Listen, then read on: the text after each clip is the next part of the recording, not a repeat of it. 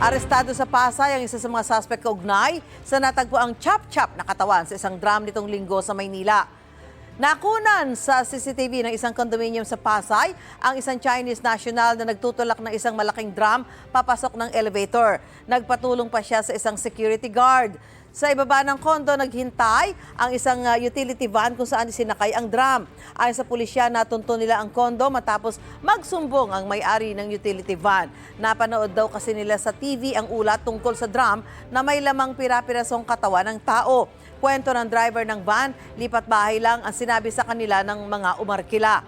Pinasok ng pulisya ang tinukoy na condo unit at doon na aresto ang lalaking kumontrata sa utility van. Wala siyang pahayag. Patuloy naman tinutugis ang Chinese national na nakunan sa CCTV na itinuturing na principal suspect.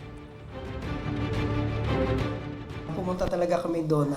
Talagang andun pa yung yung blood stain, yung unan, ang daming dugo, tapos meron pa yung yung mga parang karkasis ng katawan.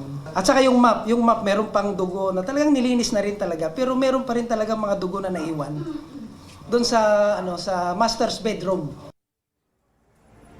Gusto mo bang mauna sa mga balita? Mag-subscribe na sa GMA Integrated News sa YouTube at tumutok sa unang balita.